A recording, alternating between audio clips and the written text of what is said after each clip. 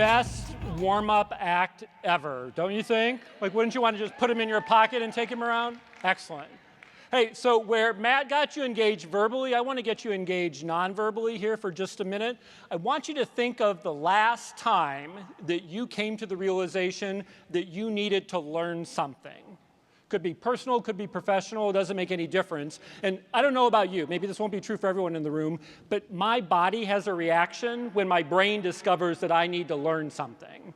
So this could be a physical motion that you make with your body. It could be a nonverbal expression that illustrates that you need to learn something. But what I'm going to ask you to do on the count of 3 is turn to someone immediately adjacent to you and give them the signal that you have just discovered that you need to learn something, whether that be nonverbal, verbal, physical, facial, whatever works for you. You got it?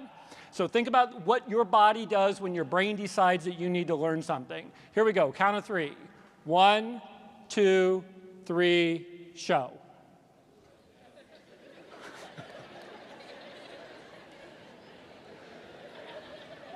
I have no idea what that looked like because I can't see any of you, but it seemed good for you, right? It seemed good. So when you have those moments where your body tells you you need to learn something, we're going to do a quick little audience poll here. I want to find out, what do you do? How many of you just wait for that feeling to go away? You Google, Bing the topic, you go online, search for it, go on your smartphone. Yeah, I do that oftentimes. Maybe you seek out a formal learning environment like this. You say, I hope that one of the trending topics at ACPA is this. Right? Post a question to an online forum, tweet it out, discussion boards maybe. Turn to an existing resource, maybe a colleague on a campus, turn to some printed materials. And this is actually my favorite, so I'm hoping we'll see a good show of hands here. Ask the Magic 8-Ball what to do. So all learning is self-directed, whether there's a presumed sage on the stage, a professor at the podium, a tutor at the table, it doesn't make any difference. But we spend so much of our attention talking about learning on the soapbox side and not the sandbox, where most of our learning is going to occur. The sandbox of life, whether that be your personal life or your professional life. So the question that I want us to entertain today is, what does it mean to be a lifelong learner? I mean, we talk about that. We use that expression, but I'm not sure I'm in very many settings where we actually do a deep dive. So it's kind of like superficial ACPA reception language. You know, you go up to someone and say, hey, are you into lifelong learning? Totally. Love lifelong learning. Or maybe you go up to someone and you ask them, they're like, you know, I experimented with it a little bit in the 90s, but decided that ultimately it wasn't for me. I mean, think about that modifier. One of my undergraduate degrees is in English, so that lifelong. How long is your life going to be? And what does that mean for you as a learner? When I went onto the US Census website today and looked at the average projected lifespan, it told me that I have 9,850 days of learning left. Wow, that's a lot. So what does it mean to be a learner when we're going to be living longer lives? And not just a learner, but what does it mean to be a leader in learning throughout our lifetime? That's what I want to take you on a quick tour of today. And I'm going to suggest to you that it involves 4D living. The first 2 Ds I think of as North Stars. They're GPS for lifelong learning. They're up there in the distance. We can see them wherever we're at. They're guiding our direction. They allow us to follow a path. And those are increasing diversity and ongoing discovery. And to honor those 2 pursuits, we have to anchor ourselves in 2 sets of practices: personal discipline and intentional disruption. So I'm going to take you on a quick tour in our time together today through those 4 Ds. First D, the North Star of increasing diversity. I think this quote from Edward de Bono, who writes a lot about creative and critical thinking, sums up the need for increased diversity best. It says, we enter schools as question marks, and we end as periods. When we begin to learn, we've got a box of 64 crayons, and when we graduate, we've got 1 blue pen. Now, it would be easy to dismiss this as an indictment on our formal educational system, which I guess you could perceive it that way, as opposed to acknowledging that this is the reality of what learning does in life. We start off in exploration, in questioning, but ultimately we seek answers. And in a life that is going to be long, we could potentially get attached to those answers too much for too long. And particularly if you want to reinvent and honor the theme of this conference, we need to think about what does it mean to be a lifelong learning as a professional. And if you look to the innovation research, in their discipline, they talk about T-shaped professionals. This is a term that was coined by Bill Moggridge, who's one of the founders of IDEO, which is generally regarded as probably one of the most successful innovation consultancies around the world. And a T-shaped professional is characterized by two types of learning. The first is a depth of expertise. So you might think of this as the specialist. Maybe you think of yourself as a specialist in your functional aspect of higher education and student affairs. Maybe you think about it as higher education as a whole. I think of my depth of expertise where I'm trying to specialize is in enabling learning. That's what I spend my time trying to get deeper and better at, is enabling learning.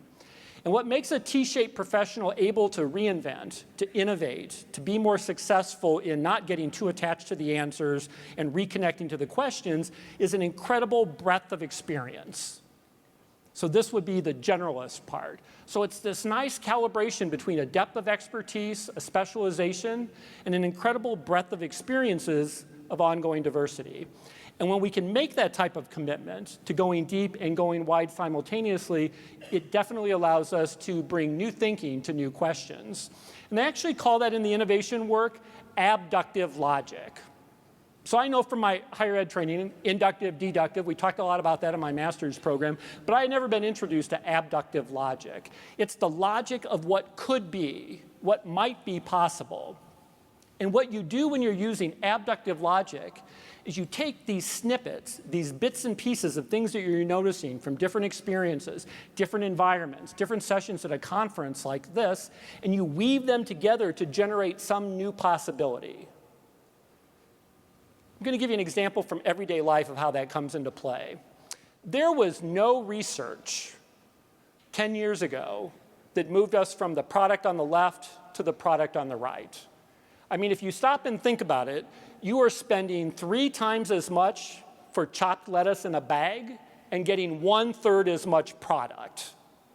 So there was no focus group, no surveying that people said, let me get this straight. You want me to pay a lot more to get a lot less? Dude, I am in, right?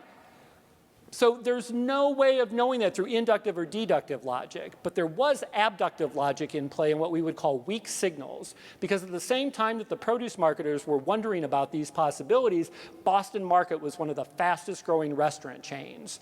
And the mantra of Boston Market was home-style cooked meals. Simultaneously, the purchase of prepared food in grocery stores was skyrocketing. So people were buying more things off the hot food line as well as the deli line. And it was those weak signals that told produce marketers that people want to cook, but not actually have to.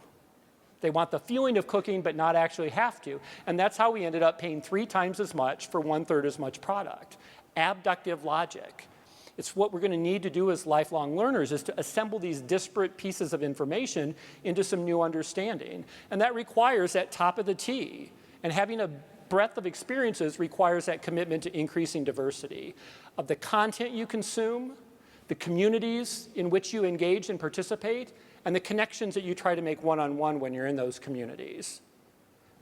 And I can already feel some of you telepathically sending me signals saying, do you not understand how busy my life is already?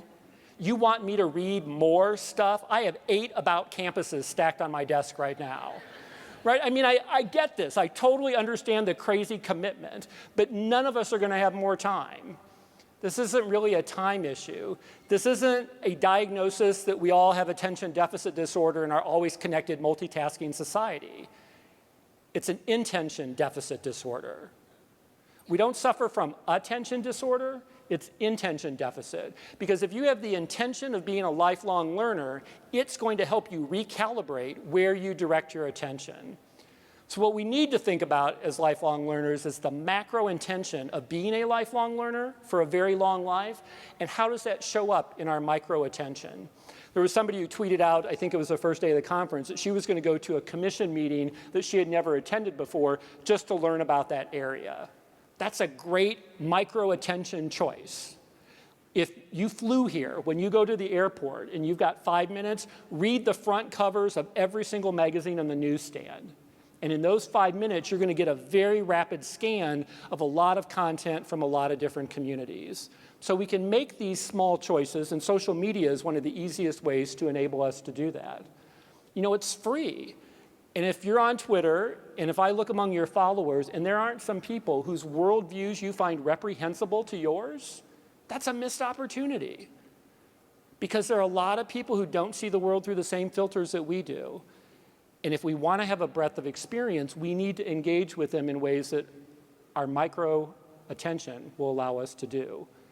And that's really what we talk about nowadays in terms of the new social learning. I think social media is a great example for that because the opportunities to learn are abundant. I mean, I learned a great deal about what went on in the higher ed talks yesterday by just following the Twitter stream. And you jump in when you can, and you jump out when the flow doesn't work for you. And we can do that at a micro level. But what we have to bring to that increasing breadth of experience, to engaging with those diverse worldviews that may not match up ours, is a commitment to ongoing discovery. Roger Ebert says that we need to be two things: curious and teachable. I love that. How are you going to remain curious and teachable for not 9,000 days like me? Many of you probably have 19,000 days left of being a lifelong learner. And for me, travel is one of the benefits that helps keep me curious and teachable. Because I'm from Indianapolis, and the world isn't like Indianapolis everywhere I go. And so I love going to France. It's one of my favorite places to visit. And years ago, I took some friends to France, and these were primarily friends from the Midwest. And so we were going out for brunch on a Sunday in France. Now, you got to think brunch in France is a little different than brunch in the Midwest, because brunch in the Midwest means you're going to Perkins or IHOP or Village Inn or whatever your pancake kind of place is. And I worked at Perkins as a waiter in college, and one of the things that's Perkins is known for is that they drop a pot of coffee off at your table when they seat you. I mean, you don't even have a server yet, you don't have menus yet, you have coffee. So Perkins clearly gets this straight. So I take my group of friends who had never been to France before to my favorite little patisserie off La Madeleine, right in the inner part of the city on Sunday. And we sit down, and one of my friends looks at me and says, "Where's the pot of coffee?" And I said, "Well, there is no pot of coffee." And he's like, "Hence my original question." Right? And I said, "No," I said, "I'm not communicating clearly. There is no pot of coffee now. There will not be any pot of coffee. I've never been anywhere in France where there are pots of coffee." And he looked at me for a long time in complete silence, and with all sincerity, he scrunched up his face. He's like, "Now I understand why people hate the French." That was not going to be a teachable moment for him. There was no curiosity about why the French don't do pots of coffee and that it matches espresso and quality control. That it was, this is wrong. And that's going to be one of the challenges to us, because as we go through life and we lose that box of crayons and we've got our blue pen, more and more of what we see and the inferences that we attach to it are going to suggest this is wrong. I mean, I am 6'6", and I live in the Midwest. What do I spend a disproportionate percentage of my life talking to total strangers about? Basketball, yeah. They see, there's lots of things they could choose. They could choose how handsome I am. They could choose how well coordinated my tie is, but they focus in on the height in the Midwest. And so people come up to me at receptions, at conferences all the time, and they say, "Oh, you're from the Midwest, I bet you played ball." I did not play basketball. Not only did I not play basketball, I couldn't play basketball. It was huge self-esteem issues, so thank you very much for bringing it up, right? Right? I played tennis, which in high school was a sissy sport, but I'm over that now. I'm good with that. You know, and when you tell people, no, you didn't play basketball, they have nowhere to go in the conversation. Because you violated what they believe to be true. You violated their confirmation bias. And so just because I know strangers are trying to be polite to me when I'm speaking at their conferences, I actually have a half dozen fake basketball stories that I use to extend the conversation. So you can try it out on me later on, and you can see which one of my Russian roulette of basketball stories that you get. But we've got to interrupt our confirmation bias. You know, we've got to be aware in this community of college student educators, probably more than any other that I get to interact with. I mean, when I reflect back on my days in student affairs and what you're talking about now, you get this more than anybody. But we're interacting with people all the time who aren't self-aware about the lenses, the roles, the filters, the perspectives that they're using. Because it's just a part of our operating software, right? We get these breadth of experiences and they become part of the layers of our identity. I mean, when I look at some of mine, Midwesterner, facilitator, urban dweller, I mean, when people ask me a question in everyday life, I don't say, well, as a single gay male who lives in the city, I think. I just respond. But it's all gone through that filter of language. And so if we want to remain curious, if we want to be teachable, we've got to understand that appreciating other people's perspectives, wondering why the French don't have pots of coffee. We don't have to let go of what we believe, but we do want to be curious about what other people believe. As someone who travels all the time, I'm very curious about this. Like, when did we decide that the hairdryer needed a bag? I mean, was there some underground movement of naked appliances where they union organized? Are you marginalizing appliances in your home right now, in your apartment, by not giving them proper coverage? Because this is a major cost factor for any hotel to introduce hair blower bags across all of their brands, across all their properties. I still have never gotten anybody to give me a straight answer about it, so I just choose to remain curious on it. And here are 4 words that help me remain curious, and maybe they can help you. But the key is not in just the 4 words, it's how you say them. Right? So in my brain, when I encounter something like the hairdryer bag, my brain actually says it like this: what were they thinking?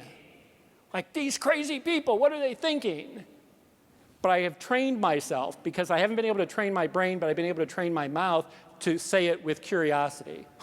What were they thinking? To be open, to be curious, to remain teachable.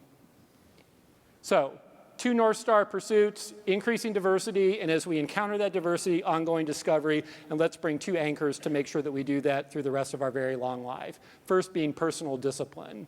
Where do you do your work? That's a choice that is available to us that I think for many people may be underutilized. When I was a Greek Affairs coordinator at Iowa State University, I had 52 chapters, 4,000 students. And the easiest way to engage with those folks was not to deal with them one-on-one coming to my office. It was to periodically hold office hours out in the meeting rooms that some of the groups use on campus, or in the chapter homes that other people had. You think about somebody who's a solo entrepreneur, or maybe as part of a small organization, they might use what here in Indianapolis would be one of these various co-working spaces.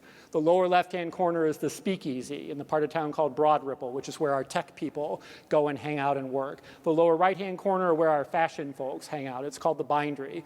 Up at the top is a space in downtown Fountain Square. It's kind of a little bit of everything. And then there's an organization on whose board I served last year called Big Car that has a service center where they took over an old automobile service center and have turned it into a great community space in the international area of our town. Just by moving where you do your work increases the serendipity that you're going to have a diversity of content that you encounter, communities that you may get exposed to, or connections that you make one-on-one. I mean, I live in Indianapolis, but I chose to stay in a hotel last night to have the typical conference experience. And had I not done that, I would not have run into one of my former mentors this morning in the Grand Club at the Hyatt, someone who I had not seen in 20 years. Serendipity, taking your act out on the road to increase the diversity of the content that you consume, the connections that you make. That's a choice that's available to us, and we can approach that with discipline. And then when we have these experiences, practicing that reflective work that we know is so important to close the learning cycle, whether you think David Kolber, other learning theorists. And those of you who have kids, you do this already, because when kids come home from school, what do parents ask them? What did you learn today? And they're not going to accept nothing as an appropriate response. So what have you learned from life so far today? And given the fact that you're going to live thousands and thousands of days, how are you going to remember that knowledge? And how are you going to access it in the future? And we've got all kinds of apps and technologies that make it easier for us to do this. This is one that I personally use called I Done This. It emails you every day and says, what did you do today? And you record it, and then you can go and archive it, search for it later on. Imagine the power of what could happen on your campus. Let's say once a week. Let's go really micro here with the commitment. If every single administrator, faculty, anyone who has student contact was asked to record 2 sentences, what have you noticed about students this week? And then tag that data. the word cloud alone that would be generated from that would probably be as predictive of potential issues coming up on campus as Google tracking how many people are searching for information about the flu in order to predict when the flu epidemic is going to hit. So we have to bring personal discipline, and we have to create systems that offer institutional discipline. And again, you might be saying, like, I don't have time for this. It's not about time. It's about habits. The way you commute to work is a habit. If you're most concerned, if your intention is about the environment, you might engage in one habit. If speed is your greatest concern, you might have a different habit. So it's the intention that we bring to the time that we want to spend that will cause us to create the habits. I mean, we don't end up being creatures of habit by default. We make choices about the habits that we want to create. And two habits that I think we can get in the practice of are making consistent incremental investments. We think about this financially. You know, you put in a little money, later in your life, the interest, the accumulated wealth is going to be far more significant. Same thing is true for learning. What are the 5 and 10-minute incremental commitments that you can make that aren't going to stress you out too much and that over a long life may accumulate into some incredible wisdom and insight? But then periodically, you may need to go all in, and incremental isn't going to work, and you need to do some interval training. I turned 50 this year, and what they don't tell you is that when you turn 50, your metabolism retires. So I can't just do time on the treadmill or the elliptical anymore. Just showing up doesn't produce change. It doesn't produce growth. I've got to do interval training. I got to go all in and then back off when I can't take it anymore. Periodically, we need to do interval training as learning. You need to do a deep dive. I mean, I know you watch the entire season of House of Cards in one binge setting, right? So we know how to do this type of binge learning, and we can think about how do we bring that into our own efforts. And finally, though, anytime we get disciplined about something, we've got to remember that we need to be able to disrupt that discipline when it's appropriate. Robert Redford talks about how at your height of your greatest success, you should always go back to zero. If you want to reinvent a profession, you want to reinvent a program, you reinvent a service, you don't wait until the people that you're providing that service to demand the reinvention.